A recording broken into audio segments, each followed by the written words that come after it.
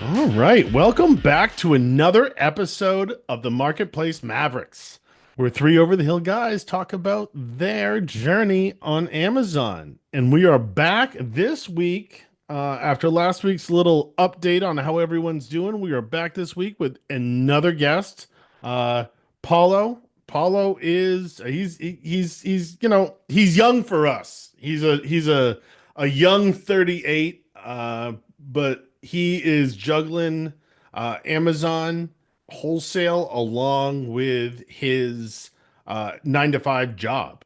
So, welcome, Paulo, Thanks for to coming the on, sir. podcast. Yeah, it's good to And be here, guys.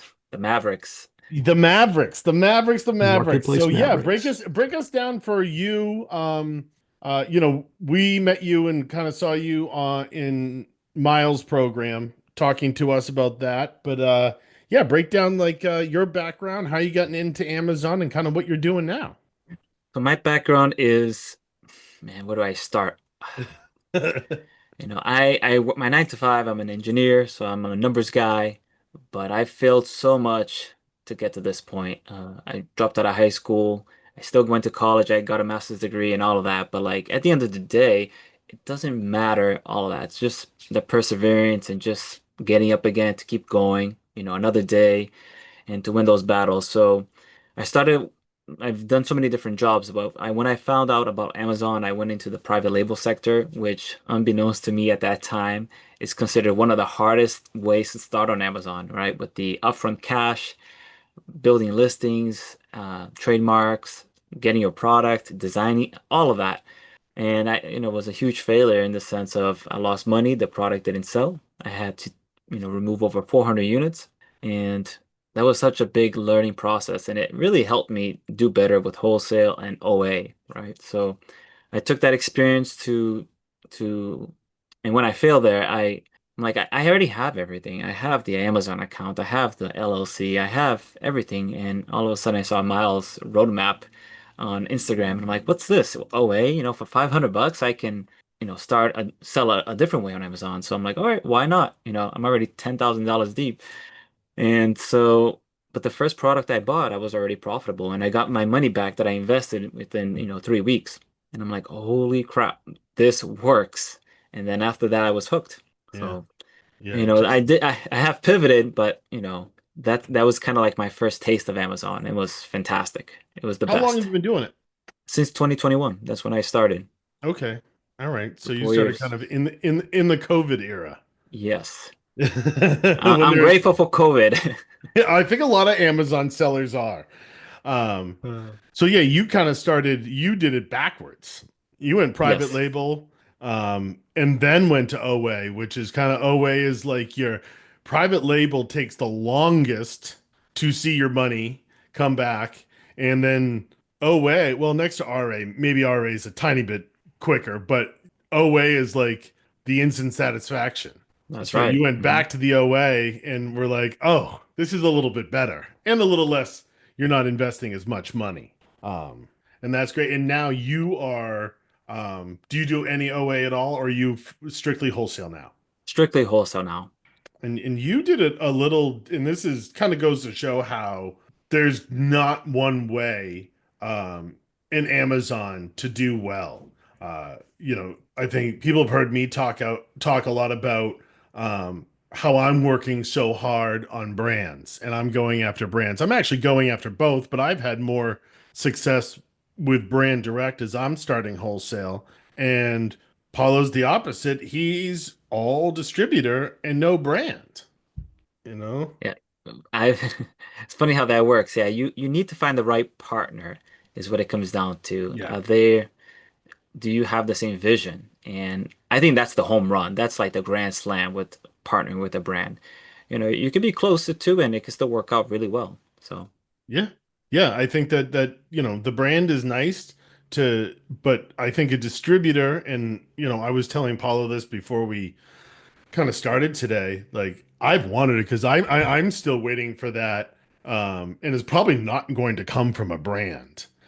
I'm waiting for that first like call a distributor on one item on Amazon, and then all of a sudden you get a price list, and that one item turns into seven, eight, nine different items, and I can put that first, you know, 15, $20,000 order in where it really starts to scale me quickly. And that you're going to have a much better chance to do that with a distributor than you are with a brand. And I'm still trying with the distributors, but that's hard to find. Um, so yeah, I think you have found some of those distributors where you can really start to scale with just distributors. And you also having a 9 to 5 job, you've kind of shown how once you do have a couple distributors and you can have another job because it is not super time consuming. You're not constantly sourcing anymore. That's Um, right. and you do have a VA, correct? I do. She does Okay. my sourcing now. Right. She does your, so is she, because I'm just about to, I'm looking at, I have a VA now, who's about to become like full time. And so you're sourcing person, and I really like the VA that's like a Swiss Army knife. Is that kind of what you have? Somebody that can do a little bit of everything? She can do a little bit of everything, but when she started, she was a newbie. She did not know a single thing about Amazon, about sourcing, and Oh, I all right. trained her throughout the whole process of the way I like to do things, and then let her kind of take control over time. Just like, hey, if you can improve, go right ahead. Let's work on it, and if it doesn't work, that's fine. Mistake, I want you to make mistakes. That's how How you long has learn she been with faster. you? She's I'm been with curious, me Paulo. for 2 years next month. Oh, wow. Yeah, that's I'm curious, Paulo. Since you're strictly wholesale now, at what point, like how many products were under your belt before you said I need a VA to help me sort of manage all of these? I mean, if you only have one or two products that you're wholesaling, it doesn't make sense to have a VA, does it? Or does it? Probably not at that point. If you really, it depends on your goals too. But I would say not a couple of products. You probably don't need a VA. Mhm. When I hired her, I was mostly OA, and so teaching her how to do OA sourcing took a Mhm. long time, and it was always about finding a new product because something with the price or whatever you can't buy it again, right? So, um, yeah. I think it's just a matter of time. You want to delegate more and more and pay them a little bit more, and hmm most of the time they'll be happy to do it. yeah. Yeah, the VAs really they are because a lot of them they are some of them are a lot of them are college educated. They are they can be really really good. Um and especially the ones that it's in you having a 9 to 5 job. I mean, you really need to be much more hands off at times because you have other responsibilities. So to have that VA and have somebody, especially now after 2 years, you have a VA that you know that the stuff is getting done. You don't have to be constantly checking. And they're kind of, I mean, it sounds like after 2 years, she's kind of running your business for you, and you're more on a managing level, um, really just putting in orders. Yeah, my biggest thing for me in the past this year was cash flow, just making sure that I don't overdraft or I'll make sure the payments are right. Because 100K in POs in a month, you gotta trust the other person, and one mistake can hurt your cash flow, and now Mm, you're stuck. So uh, I'm I'm I'm creating a bigger reserve so that I do delegate the ordering to her. You know what I mean? So yeah, it's a process. It's a process, and yeah. your goals change. But my goal now is to delegate more and more of the business. Corey Gann, you might have heard of him. He pretty much Mhm. is like 98% delegated and 2% he's invested in the business in time. So Yeah. I think last time I listened to Corey, which Corey does some great content. Probably Mhm. him and Miles, I think, are probably maybe Corey more for the wholesale, Miles more for the OA. But I don't know if there's anybody better right now for for the wholesale content than Corey. I mean, he just the from the PPC classes to just the general, where he's kind of brought his business. He's built a system and where I think the last time I heard him talk about it, he was somewhere around 5 to 10 hours a week. yeah, working on it. And I think he's not massive. I think he's around like that 3 to 4 million a year, which is big, but not massive, massive. Hmm. He's around 3 to 4 million a year, and I think two VAs somewhere around there. And he just has those systems in place and lets it fly and allows him to start doing other things. Those guys are also pretty young, so they start wanting to venture into like other avenues and other things, and but still keeping their Amazon business going strong. So I think the Yeah. VAs just allow a good VA, a good employee period, because I've owned other businesses, you know, Hmm. having a solid employee in can take the so much weight off of your shoulders, Yeah, and the other way can, if they're not good, can be like a cinder block on top of you. Yeah, for sure. that's right. You know, Hire it can slow, go fire either fast. way. Yeah, it can go either way. It's like when you find a good one, hold on, and when one isn't good, let them go sooner rather than later. That is the best thing I can give advice for people with VAs. If you're training them and they're starting to get it, keep on working with them. But if you have a feeling like, hey, they're not it, move on. That's right. Move on, because the goal is to have that VA for 2 years that you have, and because then you really built like a level of trust with them, And and that that's when matters. it matters a lot. It matters a lot. And now your VA, they work on your schedule. No, that was one of the things that I was okay with is the flexibility of her. She's Mm-hmm. a single mom. She has Mm-hmm. a younger kid. So she wanted to work more days. And I'm like, all right, let's see if will work for us. And so she updates me every day. She sends me Loom videos. She's on top of it. So as long as she's doing the things that I need her to do, even if she works less than the 40 hours a week, I'm fine. Just Mhm. take care of it. And I can trust her to that point. If I need to add more, she's fine taking the extra load, up to 40 hours. But I'm comfortable with that. I'm not that type of person that's micromanaging. I'm like, you need to use every minute. I I need to give her couldn't the liberty. I couldn't agree with that more, and it takes me back. Um, these guys know I used to own all of the taxi cabs on Cape Cod. That was the Okay. family business, which you can see why I don't have a family business anymore and I'm doing Amazon.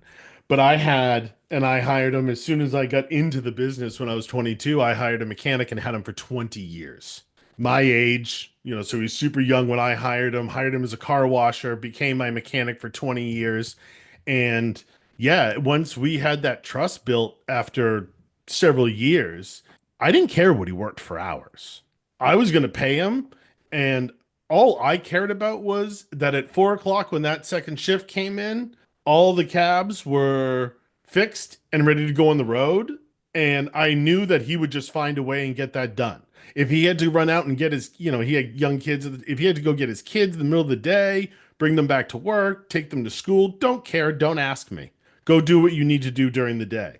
Like, just find a way so it's all done at the end of the day. And there is no way you can just hire somebody and say that to them. They will walk That's all right. over you and nothing will get done. Mhm. But once you start to get that trust built and they know your business as much as you know your business, you can start to give them that freedom, which retains your employee for one, because nobody else is going to do that for them, to have that flexibility. And it really comes back. And I think some people, when they own a business, they're control freaks. Yeah. You know, they are control freaks. They need to know, I've talked to guys with VAs that they are just like, if they need to answer me within 1 minute of my text on Slack, this, like, and they're just like super rigid. And I'm like, Okay. number one, that's not my personality. I couldn't do that. And number Hmm. two, and then I kind of ask those same people, and they chew through VAs. And it's like, you know, I would rather take a little, for me, that is just not my personality. I would rather build some trust, Hmm. um, and it retains your employees more. But I think you only learn that with, I didn't know that at 22 years old when I got into the business. So I think it's something you learn, with time, because an employee's an employee, whether they're over a computer or they're turning a wrench for you. That's right. And that's my style. When I was in other businesses working for somebody else, I saw how managers manage people, and it was that like micromanaging was like, Oh, why, Brutal. that was a bad hire. Okay, it was brutal. And I'm like, and I don't want to be doing that. Like, if there is a concern that she's not getting the work done, and she really should be at this point, then okay, I need to talk to her and call her out, and or give her a warning, or something along those lines, right? But you building the trust, and I just know I'll get the message for me at 8 in the morning, like, hey, this is what I did today, and then if I check that every day, everything she says she did was done. So it it's a lot of weight off my shoulder, like you said, and yeah, the business is doing well, so I'm happy. exactly. Exactly. Don't be greedy. Um, Don't be greedy. yeah, don't be greedy. Don't micromanage. And for some people, that's really hard because if you're going to micromanage, my father said to me, he's like, don't ever override your managers. If your manager fires somebody and then that taxi driver comes into you and whines and complains and you rehire him, why do you have your manager? Yeah, You that's know, right. Hmm. why do you have your manager? Delegate what you want to delegate to them, let them do it. And if you need to retrain them and change it, then you change it. But you don't micromanage because then there's no point in having the employee. And some people just aren't wired that way. They can't help Yeah, it. it takes time. It's a skill that you learn. Yeah, it To you. 100% is a skill that you learn because you have Yeah. to walk that line because if you do it wrong and you're not strict enough, then you get walked all over. Yes. So yeah, yeah, Yep. it's a fine line. Hmm. So Blake, how are you? Man, it's You well, look I'm like you doing just good, Tom. worked all day long and you came running in here. I By the did, way, and I it's completely forgot. yeah, I do. It won't I stay don't up even have there. my God. God, You John, know, come on. One job. he made One himself the job. best looking guy. He made himself looking like an There might be a absolute little movie jealousy there. I star. don't know. John, I put you at the front though. I mean, you gotta, You did you put me know, in the front. My big mug is right in Yeah, the that front. big mug's in the front. Is in the front, but Pete is just got like the wavy hair The in the back. hair. Oh Beautiful, man. man. Beautiful. Oh well, I like it. we needed some merch. And we got it now. Yeah. So yeah, all right. Well, Blake just got here. He was running a little late today because he had his 9 to 5 job. I got the 9 to 5 too, Paulo. So just like Pete Yeah. does, John's the only one of us who has a 9 to 5 or 9 to 10 or whatever his job is with Amazon now, trying to figure this whole deal out. So, uh, yeah, it's a wild ride, man. Working the 9 to 5 and trying to do this on the side, it's a challenge. I've not Absolutely. arrived to where Paulo is, and I want to get to where John is. I'm working on a private label situation and hoping that thing works out. So yeah, man, I love this space. I love what the potential is.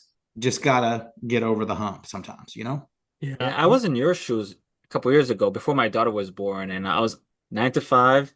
It's really 7 to 3 for me, and then straight into Amazon. My wife would be like, "You came home and you don't even say hi sometimes." I'm like, "I need to buy, I need to source or whatever." You And need Yeah, shoes, yeah. sweetheart. Let me go to work. yeah, Yeah. but today she doesn't need to work. She's a stay-at-home mom.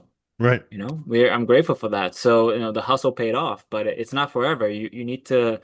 I read this book, Traction, and it's really helped me align my vision with what I want to do with my employees too. My wife, we kind of all share, so see the same vision, and like over time, you think about it often enough, and you build the systems. The next thing you know, you don't need to work as hard if you don't want to.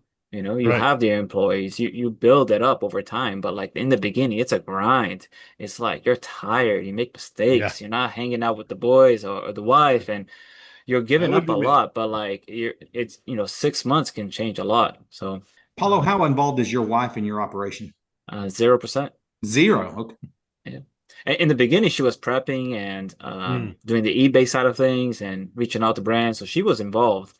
But with the little one, and we don't need to. I hired the right help in the Yeah, Philippines. I pay them a decent salary, and my wife can do whatever she wants. So I'm happy with that. that's great. Yeah. Yeah. Yeah, that's kind of where my wife is right now, Paolo. She loves to prep. She loves to source. I mean, she's actually starting her own little groups with other members in Miles's. community. And so, yeah, she's sort of taking a big part in actually, trying to get this Amazon thing going. And at the same time, I'm also sort of trying to figure my path as well.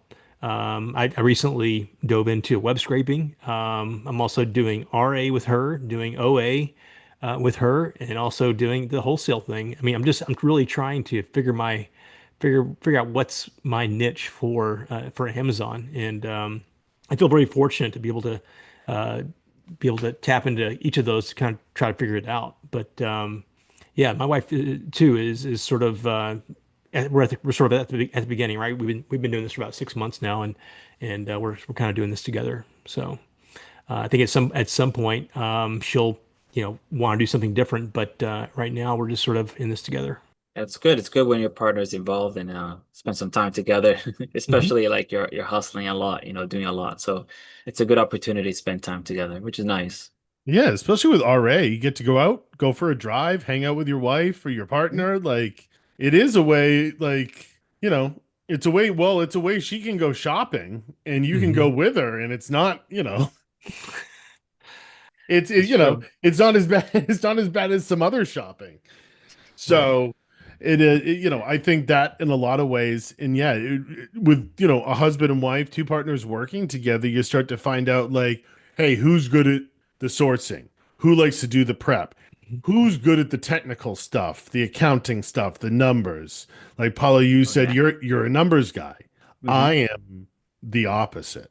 I'm a go out. This is why I didn't like OA. I don't like it. I don't like sourcing. I I like wholesale sourcing to source for brands, but Hmm. I did the OA. Um, I just flat out I didn't like it. I don't like it. I don't like stacking coupons. I don't like searching. I can do it because I was like, you need to learn this. It's part of the game. Hmm. And you need to have, if you're going to buy a restaurant, you need to learn how to wash dishes first. So I think it's all part of the process. But I knew right away, I'm like, this isn't for me.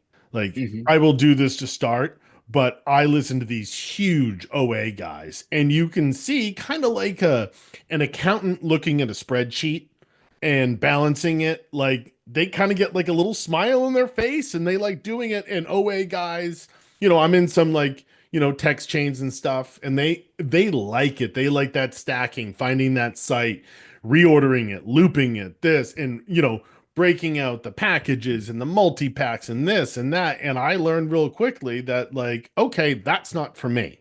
Because Hmm. even though yes, I can do it, I don't like doing it, which means I'm never going to get really good at it because I'm not enjoying it.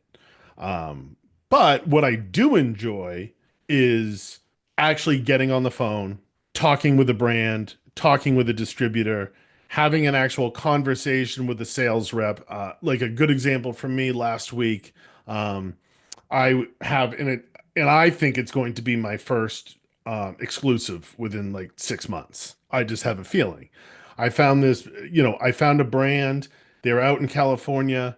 They had a lot of, nicotine type products in their Hmm. brand, but what I was looking at was not.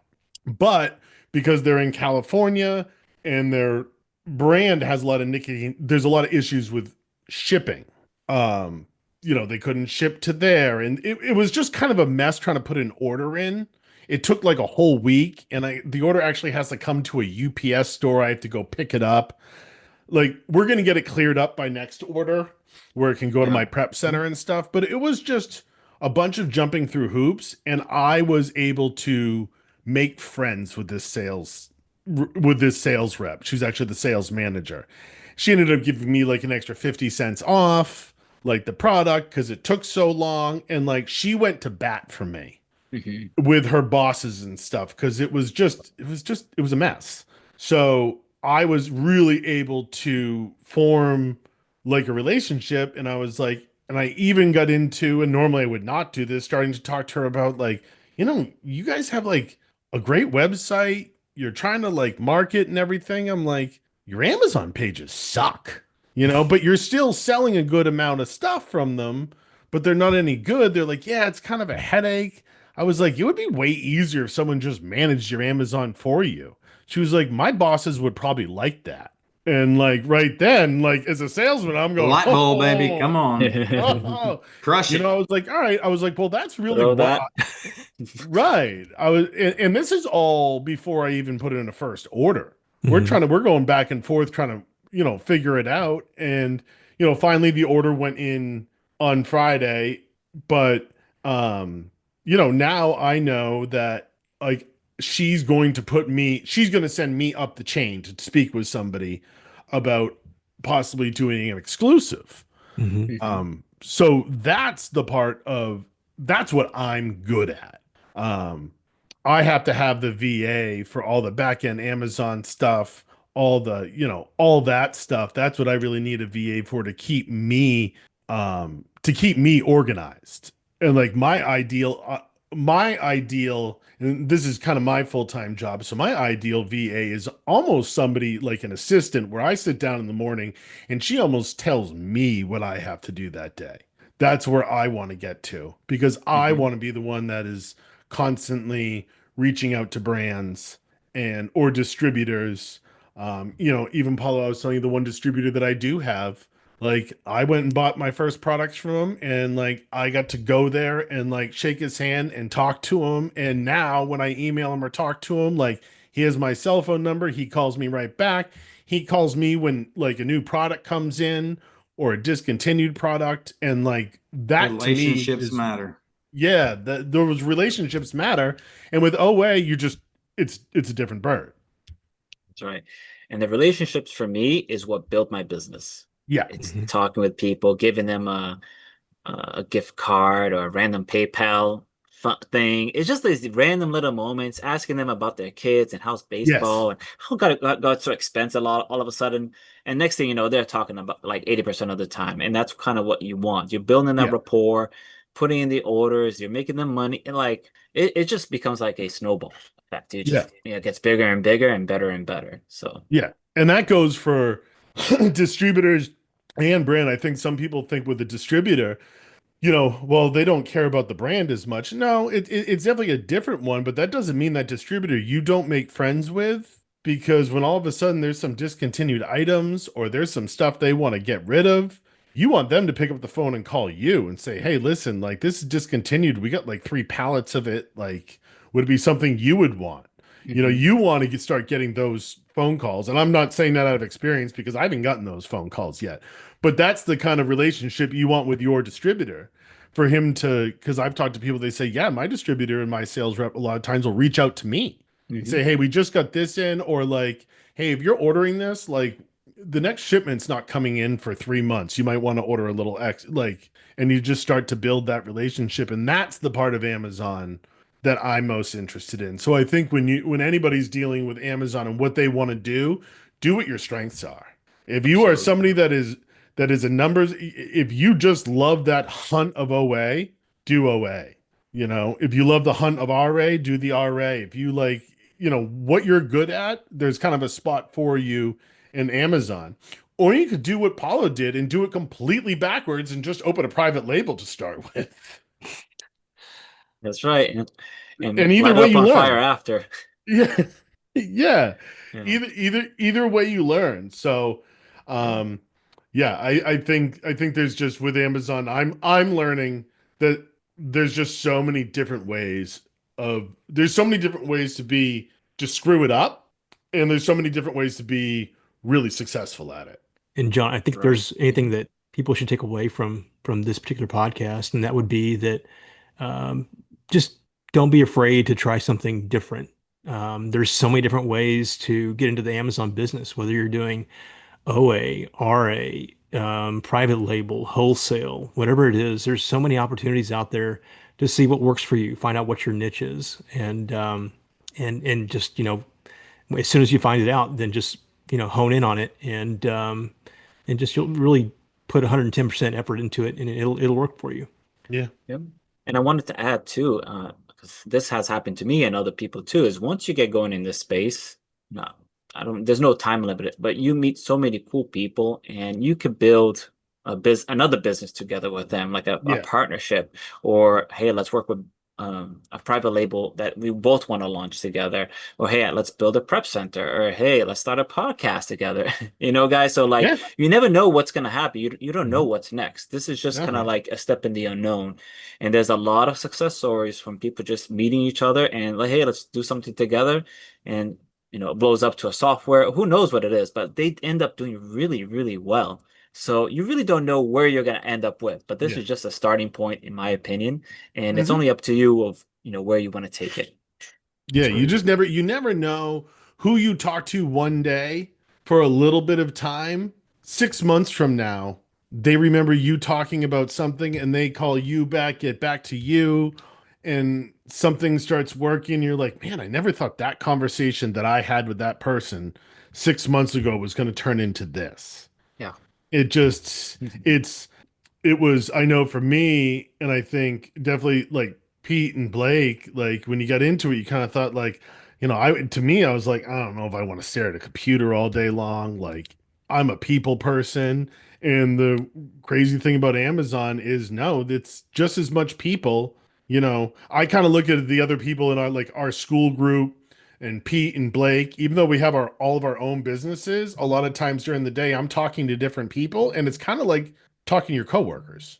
Right. In Just a way, it's virtually. kind of like Everybody's talking to your virtual. coworkers. Yeah. Just not in You the office know, with them. Yep. Yeah. yeah, it's different, but it's kind of the same. Even though you're all in your kind of your own little business, but you're throwing Mhm. ideas around ways to, how do I fix this? How do I fix that? And it's just it's a little bit more of a community than you expected when you started, because I didn't expect to be doing a podcast. That's for sure. So, but yeah, I think that was Paulo. I appreciate you coming on tonight. I think, once again, all of our guests that we've had on have done Amazon in a completely different way than the last person. We definitely have never had anyone on that's done any sort of private label. And Paulo started with private label. Not the most successful private label, but he learned from it. So, The yeah, key. Blake and Pete, what do you have to add to it before Yeah, we sign I'm off just for the curious night? if Paulo has any final thoughts for people who are just starting out, or maybe like, hey, stay away from this. Like, don't make this mistake. Just any kind of wisdom that you could share with people as we head out. Yeah, I think one of the biggest things that I learned, and I didn't expect this, was you do want to share your story. Miles is a big proponent of this. You want to share That's your why we're here. story in social media or on the forums, and you want to learn from other people and also share what you learned, mistakes you made. And in my opinion, that's great to network, but it's really good just to avoid making mistakes other people did. Just Amazon's a constantly changing place. Like Walmart had a huge Oh yeah. situation this week with a ton of sellers. So, but with Amazon, it's always changing, and you get tipped off because of this situation. Like, okay, I need to adjust my business a little bit so I don't make that mistake, or that's something to be aware of, or like, wow, that would have been a huge red flag, and I didn't know. But I think just if you're a part of a community in some way and build friendships, your business will do a lot better because you'll be making way less mistakes. Yeah. And that's probably the biggest tip that I have for people is just don't be afraid to share, and you'll make a lot of friends along the way. Yeah. Thank you, sir. Yeah. And Paul and I just Yeah. found we're practically neighbors.